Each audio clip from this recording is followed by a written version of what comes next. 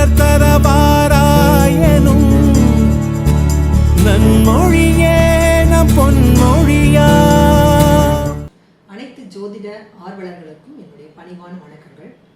இப்போ 3ஆம் பாவத்தை பற்றி நம்ம பார்க்கலாம். அதுக்கு முன்னாடி பொதுவாக எனக்கு ரொம்ப பிடிச்ச ஒரு கணியன் பூங்குன்றனாருடைய வார்த்தைகள், தீதும் நன்றும் பிறர் தரவாரா. அதுக்கு என்ன மீனிங் அப்படின்னு பார்த்தீங்கன்னா, பொதுவாக ஒருத்தர் செய்கிற நல்வினை தீவினைகளுக்கு தகுந்த போலதான் நம்மளுடைய வாழ்க்கை முறைகள் அமையும் அப்படின்னு சொல்லுவாங்க.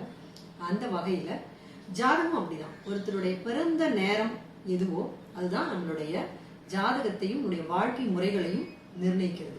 இதனால நம்ம பக்கத்து வீட்டில் இருக்கிறவங்க இப்படி இருக்காங்க, எதிர் வீட்டில் இருக்கிறவங்க இப்படி இருக்கிறாங்கன்னு பொறாமப்படுறது ரொம்பவும் அர்த்தம் இல்லாத ஒன்று. நல்லாவே தெரியும், ஜாதக அமைப்பு என்பது அவரவருடைய கொடுப்பினை. ஸோ விதியும் மதியும், கிரகங்களாகிய மதியும் விதி அப்படிங்கிறது நம்ம சூரியன் நம்மளுடைய வாழ்க்கை சுழற்சியில் எப்படியெல்லாம் கொடுத்திருக்கிறாரோ அதுதான் கொடுப்பினையாக அமையும் தெரிஞ்சா கூட நம்மளால் அதை ஏற்றுக்கொள்ள முடிவதில்லை. ஸோ எட்டாத விஷயங்களுக்காக நம்ம மனசு ஏங்குது, ஆசைப்படுது. ஸோ அதுதான் நம்மளால விளங்கி கொள்ள முடியாத ஒரு விஷயம். ஸோ நம்ம நம்பணும், நம்மளுடைய ஜாதக அமைப்பு படிதான் நம்மளுடைய வாழ்க்கை முறைகள் இருக்கின்றன. நீங்க போய் ஒரு ஜோதிடரை பார்த்து தான் அதை தெரிஞ்சுக்கலன்னா கூட அதுதான் நடக்க போகுது. நான் ஜோதிடர்கள் எதுக்கு இருக்கிறாங்கன்னா, ஒரு மோசமான ஒரு தசை வருது, ரொம்ப கஷ்டப்படுறீங்க, என்ன இது என்னைக்கு முடியும், நம்ம வாழ்க்கையே இப்படிதான் இருக்குதா அப்படின்னு நினைக்கும் போது, இல்ல இந்த தசை முடிந்தா அடுத்த தசை உங்களுக்கு ஒரு நல்ல வழியை காட்டும் அப்படிங்கிற ஒரு வாழ்க்கையினுடைய நம்பிக்கையை கொடுக்கறதுக்கு தான் இந்த ஜோதிடம் இருக்கிறது. ஸோ ஒரு வாழ்க்கையில வாழ்க்கை எல்லாரும் வாழ்றதுக்கு தான். ஜோதிடம் அப்படிங்கிறதே மனிதன் தன்னுடைய வாழ்க்கையை நம்பிக்கையுடன் அடுத்த கட்ட பயணத்தை தொடங்குவதற்காக. இந்த விஷயத்தோடு 3ஆம் பாவத்தை பற்றி பார்க்கலாம். இங்கே பாருங்க, இப்போ 3ஆம் பாவத்தை பற்றி பார்க்குறோம். 3ஆம் பாவத்திற்கு சனி உபநட்சத்திரமாக வந்திருக்கிறது. ஸோ உபநட்சத்திரங்கிறது நான் இன்னொரு முறை ஞாபகப்படுத்திடுறேன். 3ஆவது பாவம் நான் ஏற்கனவே சொன்ன மாதிரி முதல் பாவம், 2ஆவது பாவம், 3ஆவது பாவத்தினுடைய அந்த டிகிரி ஆரம்பிக்கிற இடத்துல எந்த நட்சத்திரம் இருக்கிறதோ அந்த நட்சத்திரத்தை 9 புத்திகளாக உடைக்கும் போது அது சனி அப்படிங்கிற அந்த இடத்துல அந்த கிரகம் இருக்கிற அமைந்த இடத்தில் அந்த மூன்றாவது பாவம் அமையும். அந்த 3ஆவது பாவனுடைய ஆரம்ப முனை சனியினுடைய சப்லாடுன்னு சொல்லலாம், உப நட்சத்திரம் அப்படின்னு சொல்லலாம், அல்லது சனி அப்படிங்கிறது அந்த 3ஆவது பாவத்தினுடைய புத்திநாதன் அப்படின்னு சொல்லலாம். ஸோ அந்த கிரகம் இருக்கிற புத்திநாதன்.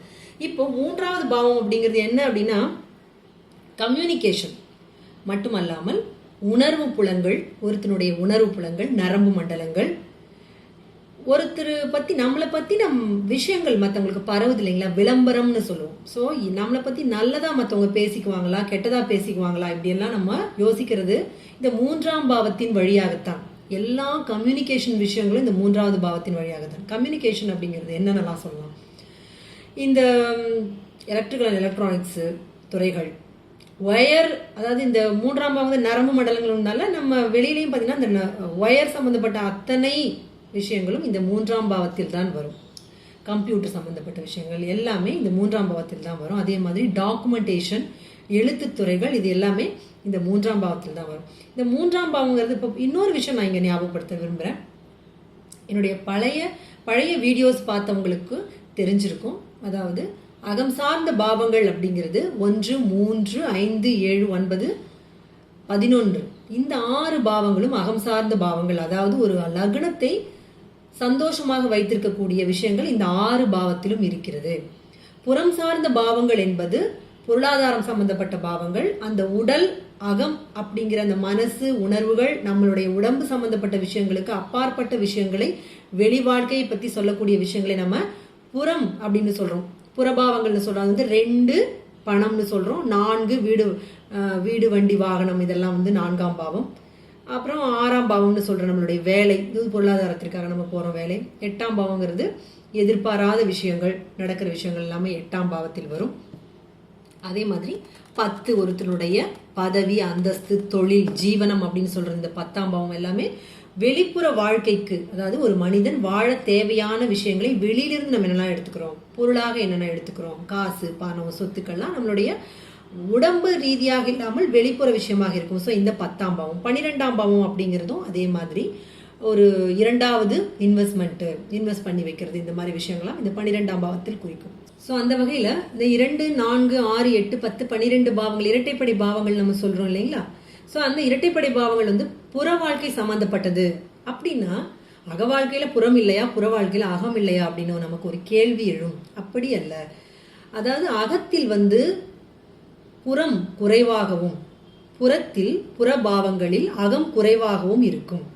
அதுல ரொம்ப மோசமா வந்து அகத்துல புறமே இல்லாததும் புறத்துல அகமே இல்லாததும் பாவங்களும் இருக்கின்றன. அதாவது ஒற்றைப்படை பாவங்களில் மிகவும் அதிகமான அகம் 100% அகத்தை கொண்ட பாவம் இந்த 5, 9 பாவங்கள்.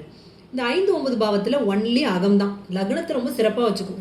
5ஆம் பாவங்கிறது கேளிக்கைகள், சந்தோஷங்கள், மகிழ்ச்சி, காதல், ரசனைகள், இந்த மாதிரி என்ஜாய் பண்ற விஷயங்கள் மட்டும் தான் இந்த 5ஆம் பாவத்தில் இருக்கும். 9ஆம் பாவம் பொறுப்பற்ற தன்மை, எதையும் எந்த பொறுப்புகளையும் ஏற்க மாட்டார்கள்.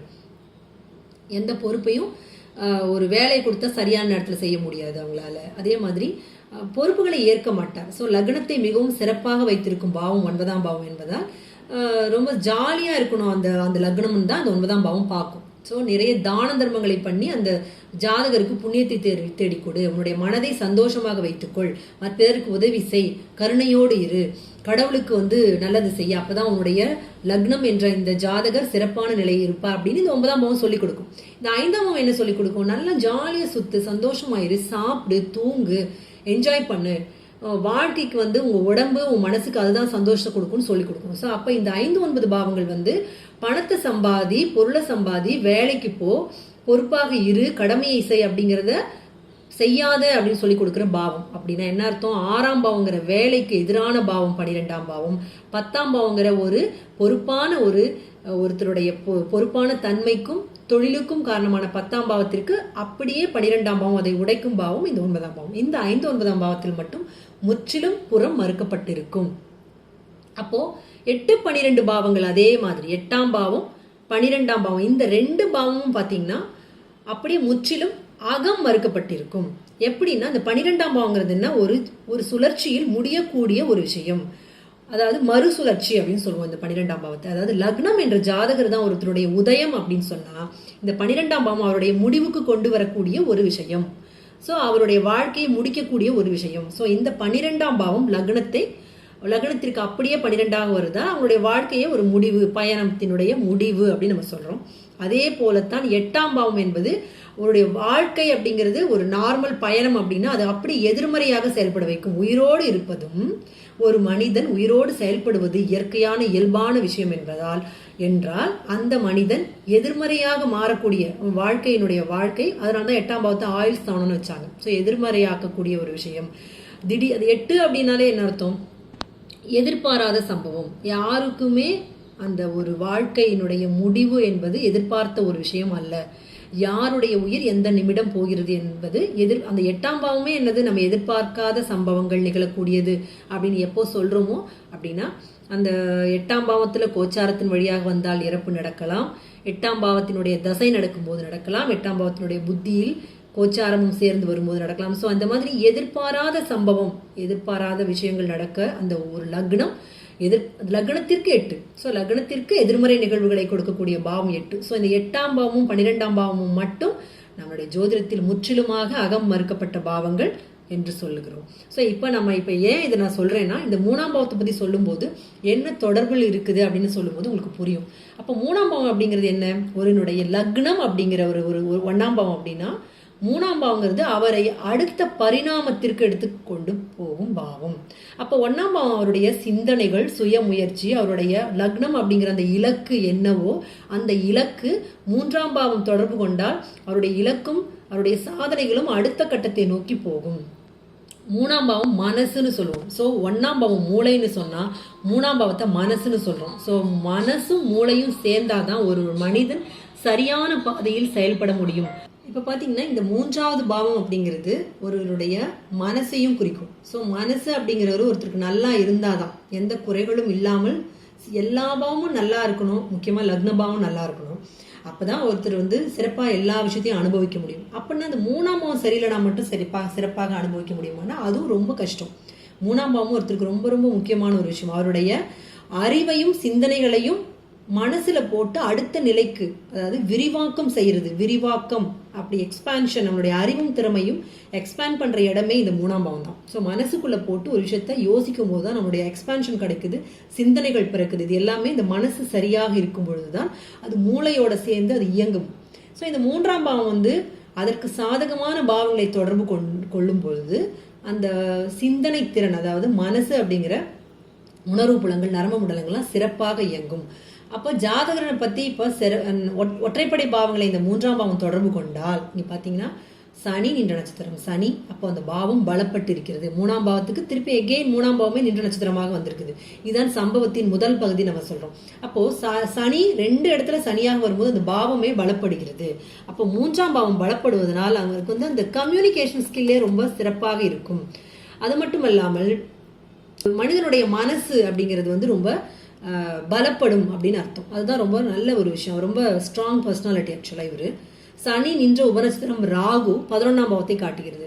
எந்த ஒரு மனிதனுக்கும் 3-11 வரும்போது எல்லா இடத்துலையுமே 3-11 ஒரு பிரசனம் போட்டு பார்த்தீங்கன்னா கூட 3-11 வந்துச்சுன்னா வெற்றின்னு அர்த்தம். சிறப்பான ஒரு விஷயத்தை அடைய போகிறது அந்த கேட்ட கேள்வின்னு அர்த்தம். ஸோ அந்த மாதிரி 3ஆம் பாவம் 3-11 அவருக்கு ஸ்டாமினா, 11ஆம் பாவங்கிறது நம்ம எப்பவுமே ஸ்டாமினான்னு சொல்லுவோம். 3ஆம் பாவங்கிற உணர்வு புலங்கள், நரம்பு மண்டலங்கள்னு சொல்லுவோம். 3-7-11ங்கிற அந்த சிறப்பான திரிகோண பாவங்கள்ல 3-11ங்கிறது ரொம்ப ரொம்ப சிறப்பான பாவம். அந்த பாவத்தை 3ஆம் பாவம் தொடர்பு கொண்டிருப்பதால் இவரை பத்தின விஷயங்கள் வெளியில இருப்பவர்கள் ரொம்ப நல்ல மனுஷன், இவரு ரொம்ப சிறப்பானவர், அவர் நினைச்சாவே மற்றவங்களுக்கு எல்லாம் ஒரு திருப்திங்கிற மனநிலை வரும். ஸோ இவருக்கு வெளியில கெட்ட பேர் வராது. ஸோ நல்ல மாதிரி அவரை பத்தி பேசிக்குவாங்க. எல்லார்கிட்டையும் ஒரு சிறப்பான ஒரு பேரை எடுக்கக்கூடியவராக இருப்பார். சிறப்பான ஒரு மனதுல ஒரு கான்ஃபிடென்ட், எப்பவுமே தைரியம் இருக்கும்.